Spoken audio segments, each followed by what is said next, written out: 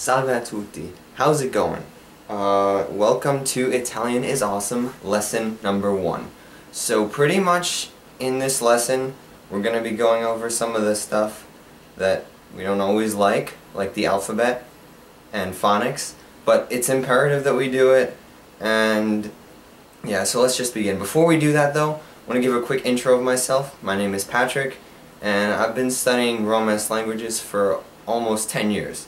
So that being said, let's get down to business. So first thing we're going to look at is the alphabet, or in Italian, l'alfabeto.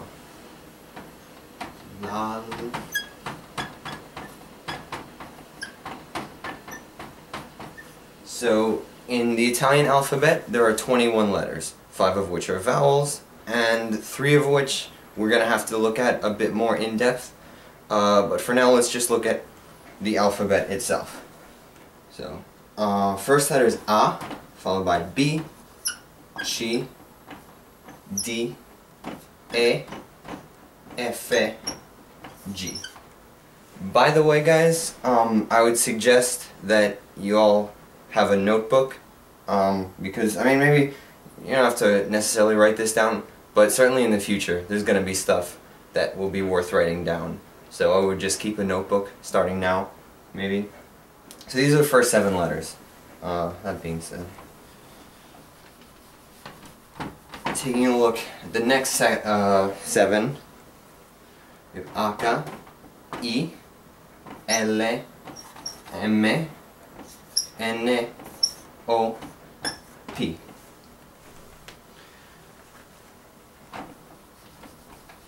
By the way, forgot to mention, please feel free at any time to pause the video, because obviously it would be weird if I had to space it out myself. So just pause the video if ever you need to write something down. Finally, the last 7. Q, R, S, T, U, V, Z. So these are the 21 letters of the alphabet, and most of them, in fact 18 of them, are basically self-explanatory. They just make the sound that of the letter. So, although there are 3 that we have to look at, and we're just going to do that right now. So, this is probably where it's kind of important to write some stuff down. First letter we have to look at is letter Chi. Alright, the problem with this is that it has 2 sounds. First sound is like the K in English, like in casa. So pretty much this occurs before the vowels A, O, or U, or any consonant. That's implied. Second sound it can have is like this in English, the ch, like in I don't know, cercare. This one actually has both sounds. Pretty much this one is any time one is before A or E. That's pretty much it. Second letter we have to look at behaves very similarly. In fact, it behaves exactly the same. That's the letter G.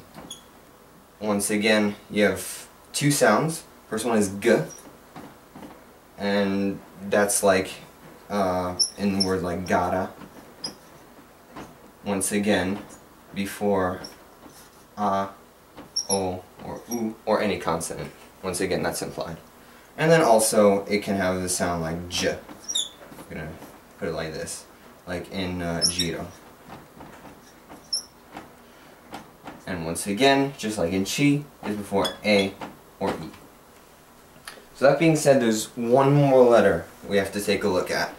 And it's probably a lot easier, but it's still important that you guys write this down. Letters Aka, and pretty much it has no sound. So, what's it for?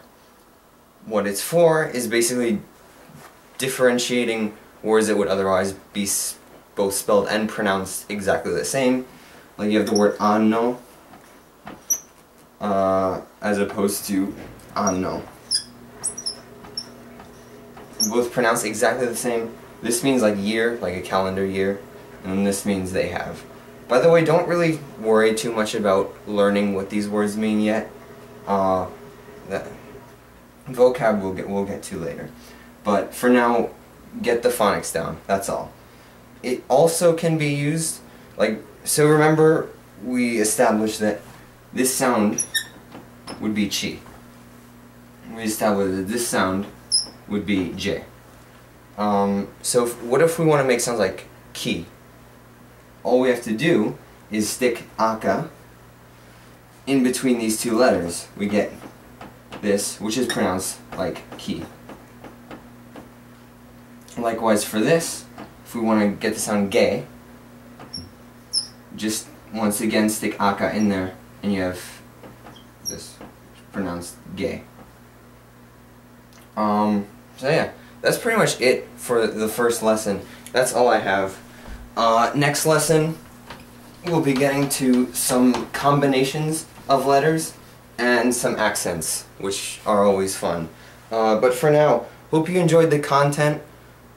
Please comment what's on your mind, whether that be like constructive criticism or, I don't know, if you really liked it. Yeah, other than that, please like and subscribe. Ciao a tutti.